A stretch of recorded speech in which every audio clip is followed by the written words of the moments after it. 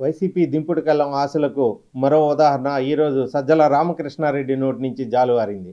వచ్చేది మనమే, జూన్ 9న విశాఖపట్నంలో ప్రమాణ స్వీకారం చేసేది జగన్మోహన్ రెడ్డి అని మరోసారి మీడియాకు స్టేట్మెంట్ ఇస్తూనే తన ధీమాను వ్యక్తం చేశారు.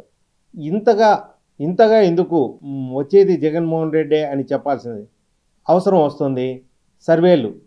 సర్వే సంస్థలు కొన్నింటిని భారీగా బెట్టింగ్ సాగుతుందనే అనుమానాలు కూడా ఉన్నాయి. ఆ బెట్టింగ్ ముఠాలకు అండనిచ్చేందుకు లేదా సపోర్ట్గా నిలిచేందుకు ఈ ప్రయత్నాలనే అనుమానాలు ఇంకా తీవ్రం అవుతున్నాయి. ఎందుకంటే జ్యోతిష్యం పేరుతో కొంతమంది మాయల మారాఠీలు, బెట్టింగ్ నిపుణులు వచ్చారు ఆల్రెడీ వైసీపీ గెలుస్తుందని. ఇదంతా బెట్టింగ్ వైపు తీసుకెళ్లే ప్రయోజనం దయచేసి ఆంధ్రప్రదేశే కాదు, తెలుగు ప్రజలంతా జస్ట్ 4-5 రోజులు నిరీక్షిస్తే ఫలితం అనేది వస్తుంది. దయచేసి ఎవరు బెట్టింగ్ జోలికి పోవద్దు. నిన్ననే ఐపీఎల్లో బెట్టింగ్ కాసిన ఒక అబ్బాయి లోన్ యాప్స్లో తీసుకొని 10,000 తీసుకుంటే 1,00,000 అయితే తల్లిదండ్రులకు చెప్పలేక, లోన్ యాప్ వాళ్ళ వేధింపులు భరించలేక కృష్ణానదిలో తల్లిదండ్రులకు సారీ చెప్తూ లెటర్ రాసి చనిపోయాడు. ఆ అంశం చూసినాక మరింత బాధ వేస్తుంది. ఒక బాధ్యత గల నాయకులు, బాధ్యత గల పార్టీలు, బాధ్యత గల ప్రభుత్వంలో ఉన్నవారు, పదవులు అనుభవించిన వారు బెట్టింగ్ని ప్రోత్సహించే దిశగా ఇటువంటి హైప్ క్రియేట్ చేస్తున్నారు, ఫేక్ హైప్ క్రియేట్ చేస్తున్నారు. దయచేసి పల్లెల్లో వాళ్ళ నుంచి ప్రతి ఒక్కరు కూడా గెలిస్తే ఆనందించండి. ఓడిపోతే ఏముంది, ఓడిపోతే మళ్ళీ ఎన్నికలు 5 ఏళ్ళ తర్వాత వస్తాయి. ఏముంది, మీకు జరిగే నష్టం ఏం లేదు కదా.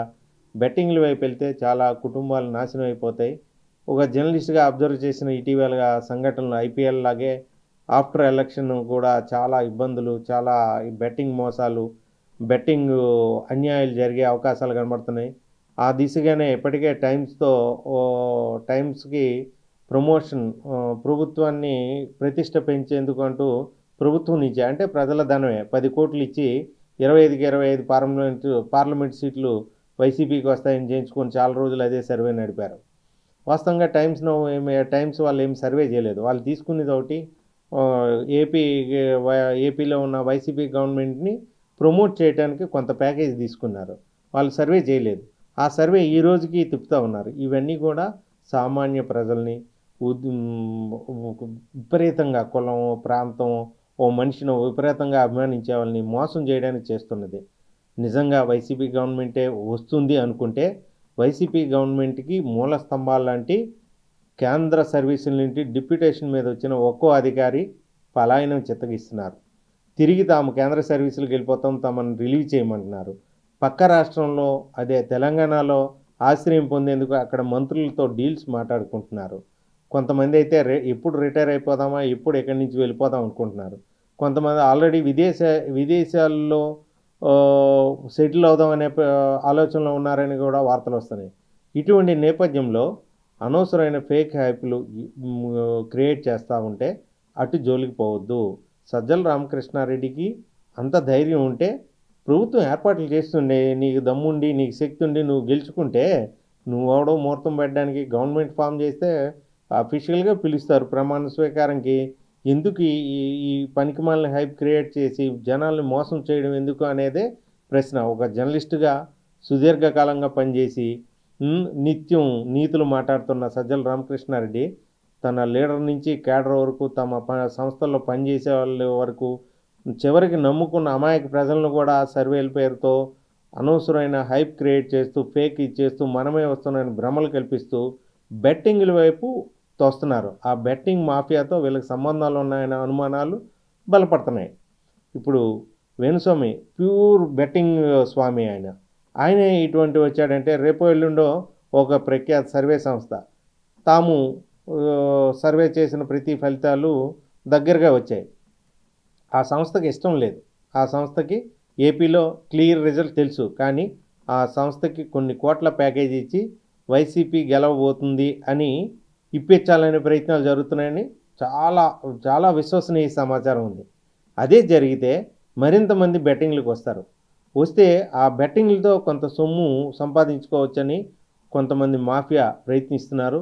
దయచేసి సామాన్య ప్రజలకి పదే చెప్పేది ఏంటంటే, మీ రెగ్యులర్ జీవితాలు, మీ దినదిన గండంగా జీవితాల్లో ఇలా ఎవరి మీద ఆధారపడి ఎవరి కోసం బెట్టింగ్లు కాదని చేస్తున్నాం. బెట్టింగ్ వైసీపీ వస్తుందని అంత నమ్మకం ఉంటే పొన్నవాళ్ళు వెళ్ళి విదేశాల్లో ఏడవడు. నమ్ముకున్న అధికారులు కేంద్ర సర్వీసులకు వెళ్ళిపోతామని బతిమలాడరు. పెద్దిరెడ్డి తన మైనింగ్ కంపెనీకి విదేశాలకి ఆఫ్రికాకి మైనింగ్ యంత్రాల పేరుతో ఏం తరలించాడో తెలీదు. మైనింగ్ యంత్రాలు ఇక్కడి నుండి తరలించేందుకు అయ్యే కాస్ట్ అక్కడ కొనుక్కోవచ్చు. తరలింపుకి అంత కాస్ట్ అవుతుంది. దానికి అనుమతులు తీసుకురావడానికి చాలా సమయం పడుతుంది. ఇక్కడే మీకు అందరికీ అర్థమవుతుంది. ఇవన్నీ చూసుకుంటే ఇది దింపుడు కళ్ళం ఆశ. అంటే ఒక మనిషి చనిపోతే ఆయన అంతిమయాత్ర అవుతున్నప్పుడు చివరి దశలో ఊరు కానీ శ్మశానం ముందుగా దింపి ఒకసారి తమకు ఇష్టమైన వ్యక్తులు చెవిలో చెప్తారు. ఆయన పిలుస్తారు తిరిగి రమ్మని. అంటే మాకు ఈ జీవితాన్ని ఇచ్చావు, నువ్వు తిరిగి రావాలని దాన్ని అదే దింపుడు కళ్ళం ఆశ అంటారు దాన్ని. ఆ చెవుల్లో చెప్పినాక ఇలా చనిపోయినాడు ఎలా బతుకుతాడు?